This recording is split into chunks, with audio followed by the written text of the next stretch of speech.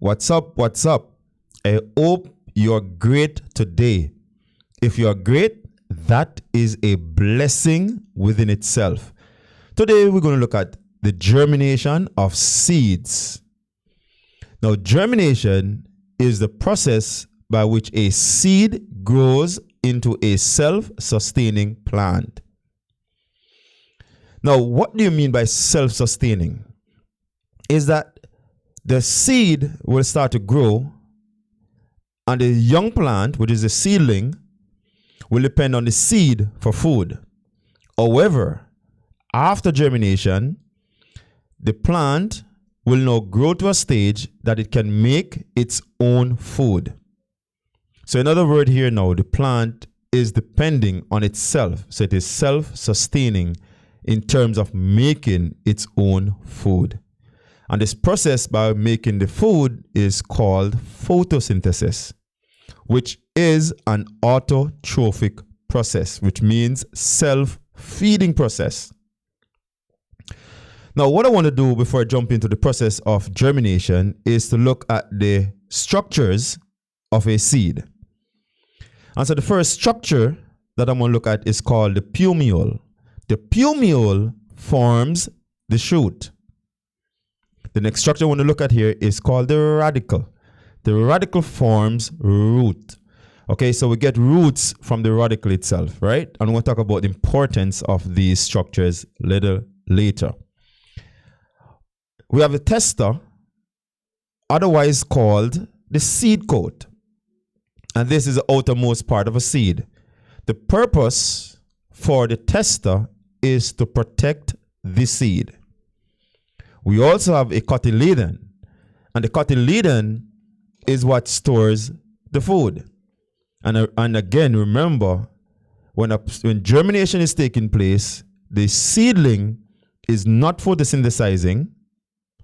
So therefore, the growing seedling depends on the cotyledon for the food, because that's where the food is being stored.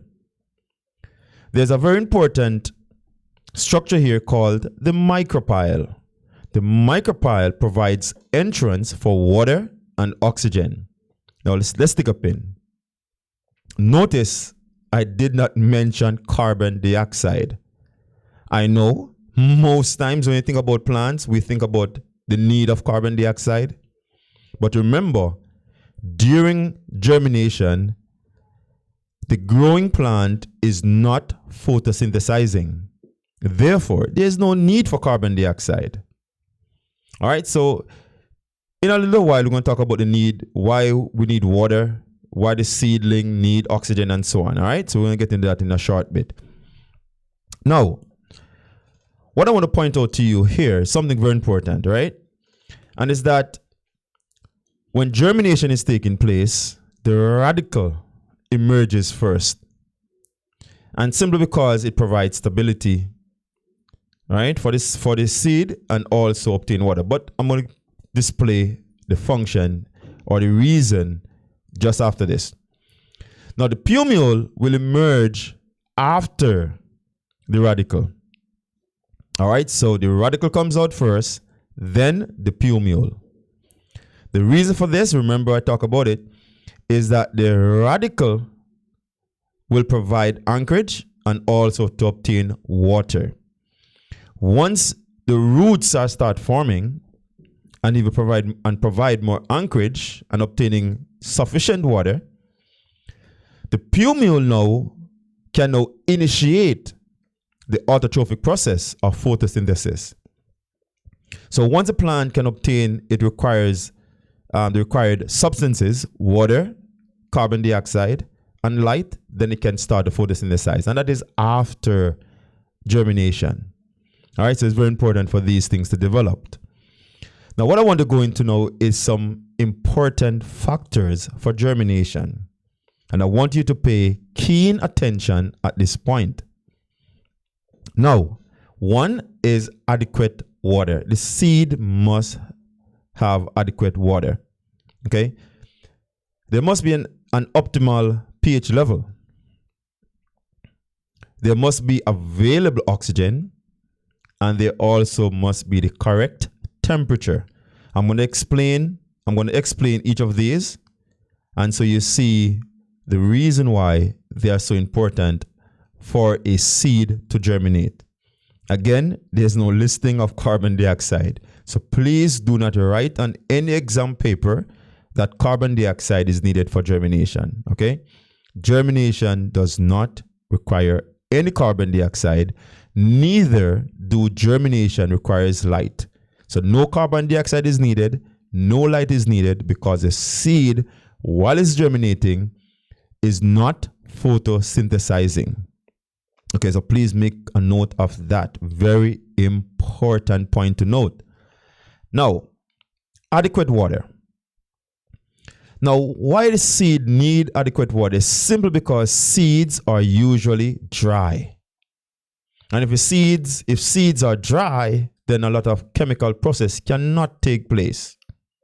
Okay, so it's very important now to moisten the stored food. And if the stored food is moistened, then it can be easily available for absorption in the seedling. That's important. What is also needed to initiate the metabolic reaction? So the chemical reactions that will be taking place for growth and development requires water. Okay? Water also helps to stimulate growth. Very important. Water aids in the transportation of substances because most of the substances will be dissolved in water and transported through the growing plant. And next, let's look at the optimal pH levels. Now, why pH levels must be important for the seed to grow is simply because enzymes are pH sensitive. And therefore, a change in the pH level may affect how the enzymes work. And so, the pH level is important to stimulate enzymatic reactions. Okay? So, it also helps to maintain the condition for the reactions by these enzymes. Because remember, food is being stored and the food must break down to be available. So in other words now, the enzymes must be there on the correct pH level so they can break down the stored food and also to aid in other enzymatic reactions. The availability of oxygen. Why oxygen is needed? Again, remember, we said there's no need for carbon dioxide, but instead oxygen. Now, oxygen is needed for respiration. Now you understand what's going to happen, right?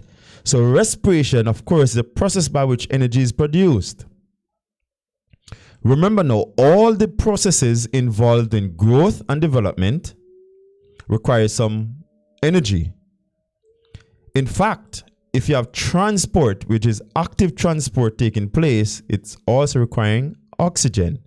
So a lot of processes inside of the plant or the seed requires oxygen to provide energy because active transport requires energy. So therefore, there's a need for oxygen.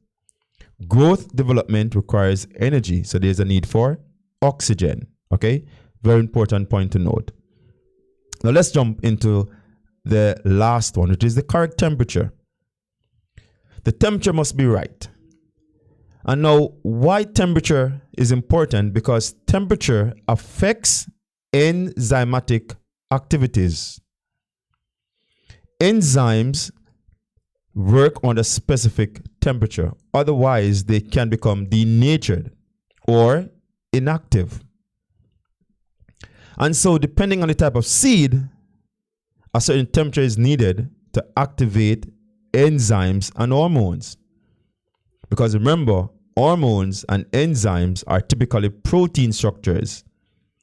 And if the temperature is too high, then it can denature these structures. Or if the temperature is too low, it can inactivate them. But there are some seeds, however, that will grow or germinate in colder colder or cooler temperatures, while some seeds require warmer temperatures to germinate. Okay, so it's very important to know what type of seed will germinate in what condition of temperature. But temperature is very important because it generally affects how enzymes work. All right, gentle people. So now we're at the end of this short lesson, and I want to tell you that I truly appreciate you stopping by and watching these lessons. And I want you to know that growth is an important development in our lives. So keep on staying safe. Until we meet again, peace out. Bless up yourself. Take care.